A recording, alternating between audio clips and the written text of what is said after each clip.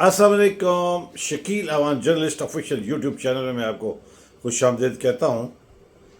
आज कबूतर बहुत सारी अहम खबरें लाया, जिनमें से सर फहरिस्त जो सबसे ज़्यादा ज़रूरी थी, जो कई हुकूमतें नहीं कर सकी और वो आज निगरान हुकूमत कर बैठी।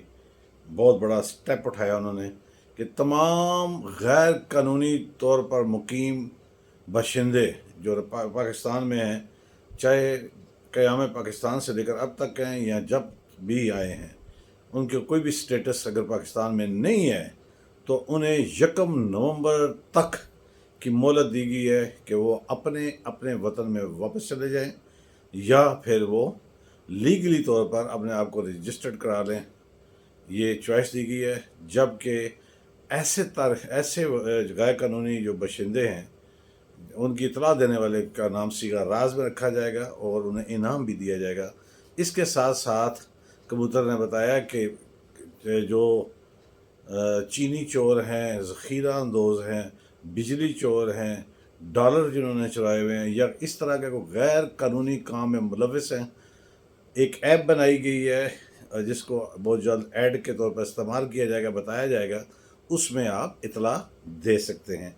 इसलिए ये बहुत अच्छा इक़दाम है। इसकी जितनी भी इसकी पेशराई की जाए, इस पर खुशी का इज़हार किया जाए, इसकी तारीफ़ की जाए, कम है। इससे मुल्क में दहशत गर्दी का ख़ात्मा होगा, ज़ख़ीरा अंदोज़ी का ख़ात्मा होगा, स्मगलिंग का होगा ख़ात्मा, और इससे मुल्क की मईशत जो है सही मानों में सही डगर पर चलेगी। तो ये बहुत अच्छा इक़दाम है।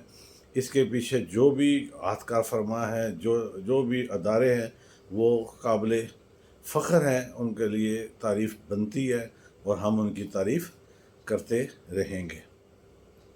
इसके साथ साथ आज मैं बहुत ज़्यादा नहीं इस्तेमाल करूँगा बहुत सारी चीज़ें, लेकिन दो जो एक्सपेक्ट हैं वो हैं कि शाहिद खाकान अब्बासी साहब ने लंदन में मियां मोहम्मद नवाज शरीफ साहब से बड़ी तवील तरीन मुलाकात की और मेरे कबूतर का ये दावा है कि बर्फ़ पिघली नहीं।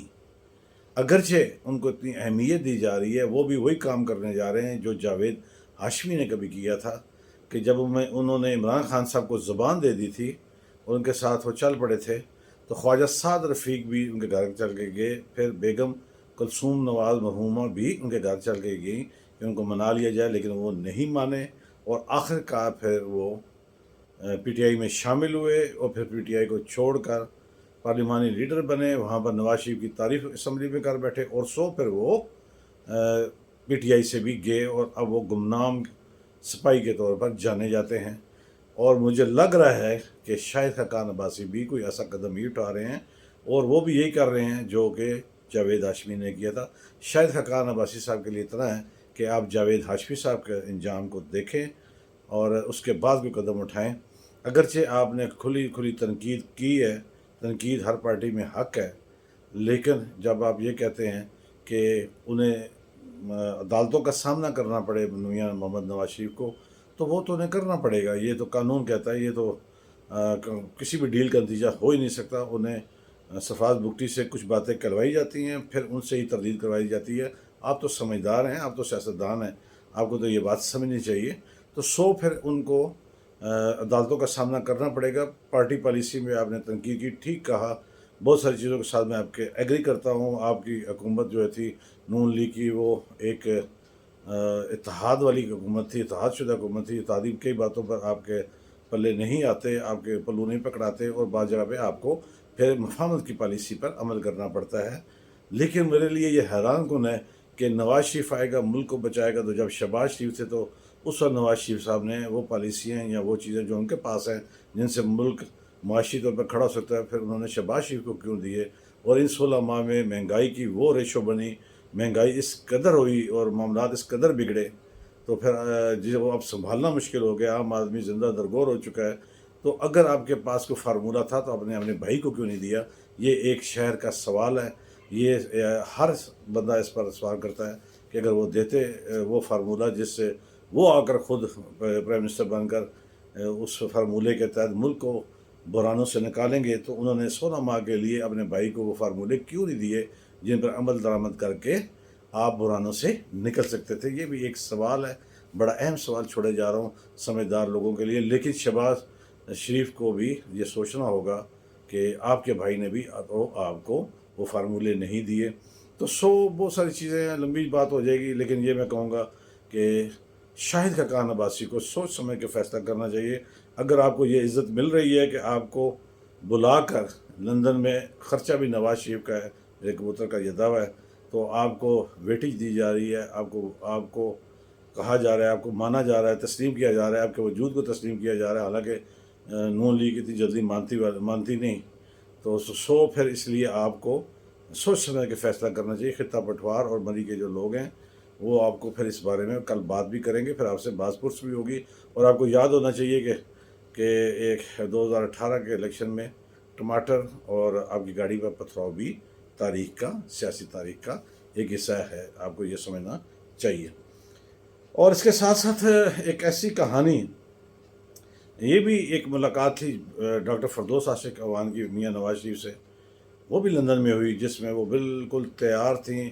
ان کے لیے نواز شریف صاحب نے اپنے ذاتی فون سے خواجہ آصف صاحب کو فون کر کے ان کے ساتھ انہیں ایڈجسٹمنٹ کے لیے کہا اور ان کو عہدہ دینے کی بھی پیشکش کی گئی۔ لیکن ہوا کیا کہ خواجہ آصف نے ڈاکٹر فردوس عاشق اعوان کو لارے لپوں میں رکھا اور آخرکار وہ استحکام پارٹی میں چلی گئیں، وہ نون لیگ میں نہیں آئیں۔ اگر خواجہ آصف نواز شریف کی بات مان جاتے تو ڈاکٹر فردوس عاشق اعوان بھی آج نون لیگ کا حصہ ہوتی، لیکن ان کا اپنا ذاتی فیصلہ ہے، ذاتی پارٹی ہے۔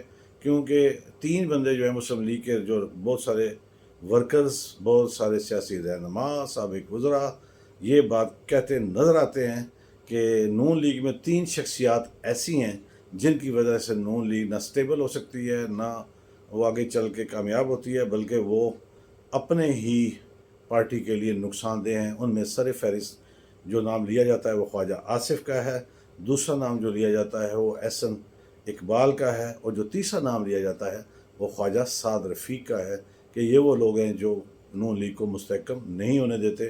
اور باہر سے جو لوگ آتے ہیں یا دوسری پارٹیاں چھوڑ کے آتے ہیں، یا پارٹی کے اندر بھی یہ بلا وجہ تنقید اور پالیسی جو ہیں اس پر فالو نہیں کرتے، ورکر کو عزت نہیں دیتے۔ یہی وجہ ہے کہ نون لیگ ابھی تک اس طرح کامیاب نہیں ہوئی جس طرح کہ اب انہیں بائک دینے کے لیے کہا گیا ہے، بہت بریانی کا ایک ٹیبل لگا ہے، جبکہ شاہدارہ والا جو مریم نواز صاحب کا جو جلسہ ہے وہ خاصا تنقید کی زد میں ہے۔ تو بہت سارے سوالات میں چھوڑے جا رہا ہوں، آپ سمجھداروں کے لیے اشارہ کافی ہے، سمجھدار خود سمجھ آتے ہیں۔